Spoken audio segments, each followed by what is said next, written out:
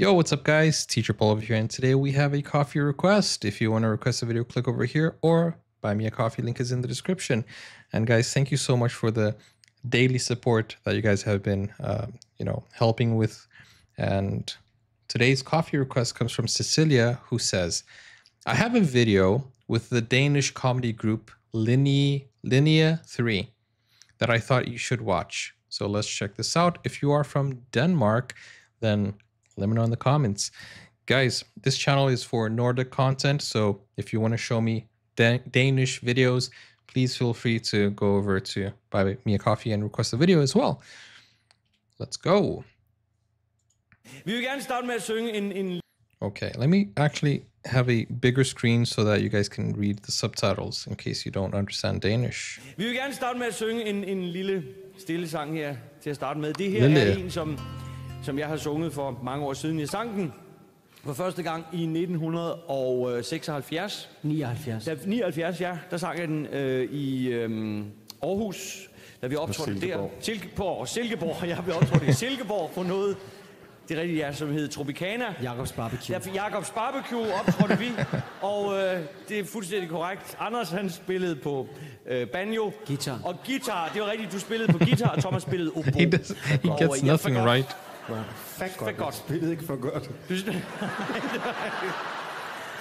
Men jeg sang til gengæld glimrende, og det er godt husket. Ja, det husker jeg tydeligt. Den stammer, den her sang, helt tilbage fra 20'erne. Fra 30'erne. Hold så kæft. Jeg vil bare hjælpe dig. Den hedder Når lamperne tændes. Når lygterne tændes. Jeg tror ikke bare, du skulle synge. Jo, så... This was scripted, right? This was definitely scripted.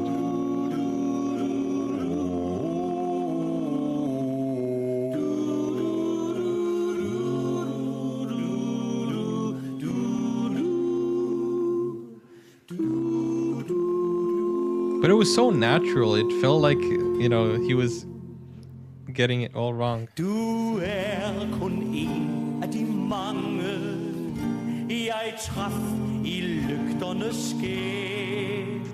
Så jeg kan ikke forklare, hvorfor jeg fik dig så kær.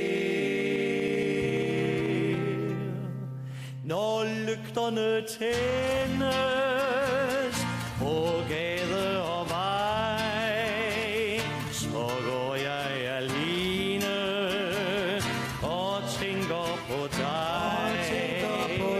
Vi mødtes tilfældigt i lygternes skin, og du fulgte med mig. Jeg lukkede dig ind. Varmt lysende brændte, da du kom derhen.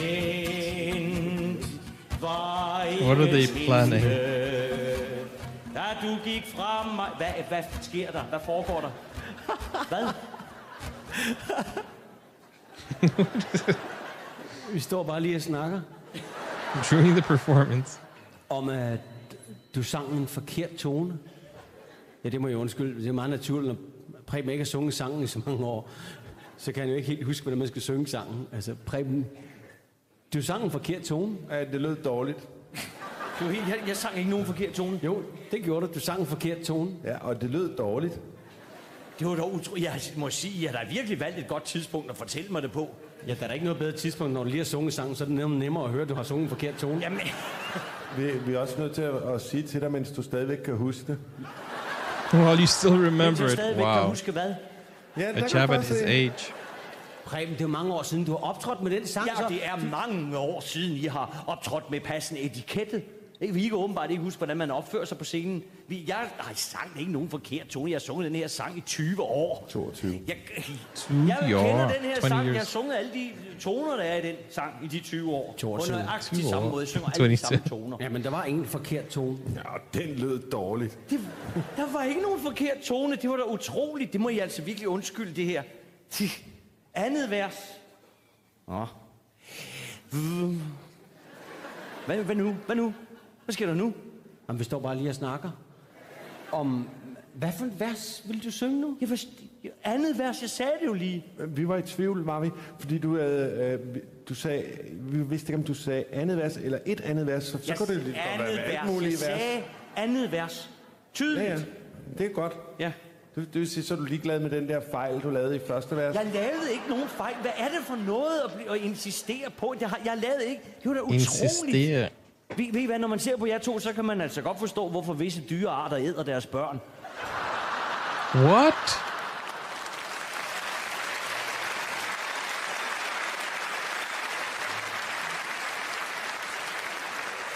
He looks so proud of himself for that det joke. Andet vers? Nej, det var ikke andet vers. Jamen, det er godt, fordi vi vil nødt gå glip af det. Det ville også lyde mærkeligt, hvis vi sang et vers, du sang en anden vers, og så...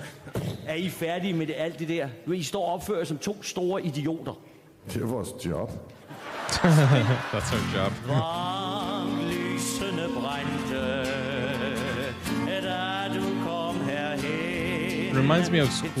School, the teachers normally tell you, being an idiot or being a class clown will get you nowhere. Hey, look at these guys. I'm kidding.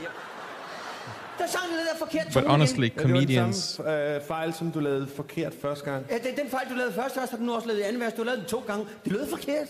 Dårligt. Dårligt. Det var dog Kan I slet ikke selv fornemme, hvad det er, You I call står og them laver? Fantas? Det er jo rent sabotage, det her. Det er jo da utroligt. Kan I slet ikke fornemme? Prøv lige at lægge mærke til salen lige nu. Jeg hører ikke nogen latter derude. Det eneste... Og jeg hører ingenting, gør jeg. Jeg hører det... Jeg hørte ikke. Noisy Der var silence. så stille. Det var jeg hørte larmende tavshed. Ja, det er da klart, men det er da pisse pinligt, hvis du står og synger forkert tone. Publikum kan da også høre det. For det første sang jeg ikke nogen forkert tone. Det handler heller ikke om, hvad jeg synger, eller hvad jeg ikke synger. Det her, det handler om etikette. Det handler om pli. Det er noget, som I åbenbart overhovedet ikke aner, hvad er. Står du og siger lige op i mit åbne ansigt. Jeg har da aldrig kendt noget lignende. Du aner ikke, hvad pli er? Jo, det gør du da ikke. Vil du så være venlig at fortælle det? Hvad er pli? Ved du ikke det? Jo, jeg ved det. Udmærket, men du ved det ikke. 22 It's like we're watching like a internal discussion or argument. Det er noget vrøvl. Det er ikke noget vrøvl. Det er det da. Jeg skal fortælle hvorfor. Nå. Og det var ham, den gamle græker, ham der Plankton. Han opfandt de der 22/7. Og hvad var der der? What is Ved du hvad, 22/7? nu, helt ærligt. Hvis I skulle have fortalt mig noget om den her sang, kunne I så ikke have gjort det bagefter? Er der nogen grund til at stå og udlevere mig på den måde overfor folk? Det kan I altså... Synes I selv, I kan være det bekendt? Nej. Synes I, det er sjovt at stå og udlevere en kollega? Ved I, hvad jeg tror? Nej. Jeg tror i virkeligheden... Det er jo ikke første gang, vel? Nej. Det er jo... At jeg har Yo, oplevet that's det, så jeg ved, fast. hvad jeg tror. Nej. Jeg tror i virkeligheden, at I også... Ved I, hvad jeg tror? Jeg tror, at det er helt bevidst. Jeg tror, I med vilje prøver på at ødelægge min sang. Jeg tror, det er helt bevidst fra jeres side. Nej. Jeg tror, at... Må jeg godt lige spørge jer om noget? Nej. Ikke flere spørgsmål. Bare gerne tidlig i seng. Ja, det er dog ynkeligt.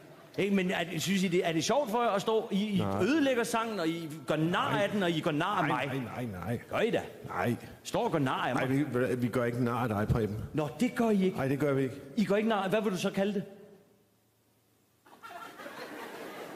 Latterliggør. Ja, hvor er det fint. Men jeg har stadigvæk ikke fået svar på noget spørgsmål om, hvorfor I gør det. Men hvorfor, Thomas? Vil du være venlig at forklare det? Mig? Kom, ja, nu. Vil du forklare Jamen, det? det er ikke mig, der skal op til tavlen nu. Så sig du det. Hvorfor? That's a reference to school. Hvad var spørgsmålet? Hvorfor gør I det? Hvorfor ødelægger I min sang? Nå, det vil blive bedt om. Ja, det er det, vi er. Er I blevet bedt om vi har fået besked på det. Hvem har givet jer besked på at ødelægge min sang? Ordre. Hvem har givet jer ordre til at ødelægge min sang? Trommeslageren. Har trommeslageren givet jer ordre til at ødelægge min sang? Har du det? Har du givet de der 2 ordre? Har du det? Kan du selv se? Det var dog fantastisk. Hvordan vil I forklare? I bare gør, som han siger, I skal. Han bad os jo om det. Han bad Ja, om det gjorde han. Han truede os. Hvad gjorde han? Han har truet os. Med hvad? Voodoo. Voodoo. Med voodoo. Ja. Han har nemlig sådan en dukke, En dukke. som man kan stikke nåle ned i. Har han en dukke, han stikker nåle ned i? Ja, man gør det ikke så tit, for det er sådan en, han skal puste op. The drummer has nothing to do with it. Wait, he has to inflate the voodoo? What? The subtitles are a bit like fast. Not the subtitles, but they're speaking very fast, and obviously the subtitles are in sync. But I understand that the humor is really fast paced, I'm not able to keep up with such a fast pace. He doesn't do it very often because it's one he has to inflate. So where does he inflate from? And what implications are there inflating a voodoo doll?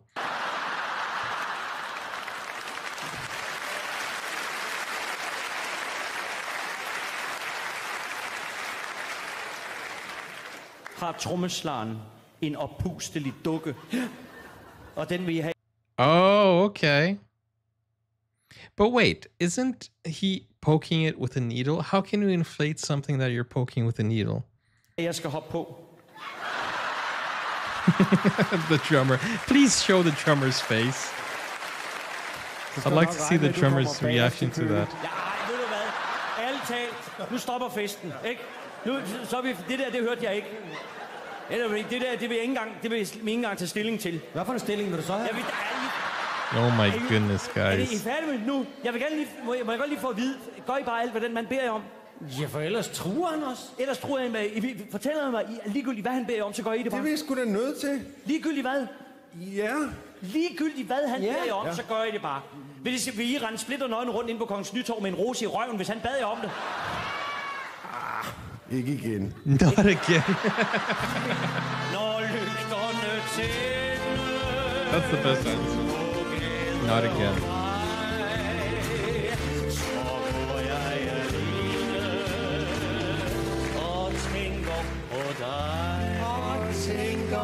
Okay, so this was a whole skit. So obviously the beginning was scripted. I thought they were gonna actually sing, but this was the whole gig, the whole skit. Vi vil gerne starte med. Okay, so at first I thought they were just doing a comedy bit before they go into the song, but the whole thing was a comedy bit.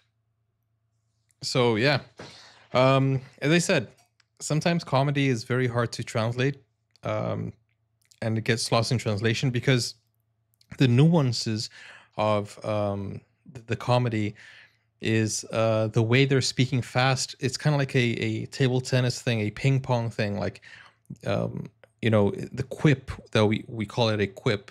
So they go like fast, and then there's a quick reply, and then it's like quick comedy. You know what I'm saying? And that's what makes it easy. That's what makes it funny. But when you have to read the subtitles, you kind of miss a lot of the jokes. But yeah, they're very dynamic. It's a very dynamic. Do we call this stand-up comedy? Not sure. But guys, thank you so much for this request. Thank you, Cecilia, for sending this. And you can see that they're very well trained, so that it's like in Portuguese there's a word for it. I don't know in English. It's like ping pong, like, quick. Is there a word for it? It's like, that when there's an interview, there's the quick questions or the flash round. I can't remember the expression here, but that's the type of comedy this is. So thank you so much, Cecilia, for sending this in. If you guys want to send more videos from Denmark, then help Cecilia out. She's bringing all the Danes to the channel. You can go over and request a video. Show me the best of Denmark, or request it over here. And you can go and watch the Denmark playlist over here as well. Thank you guys. Take care. Bye-bye.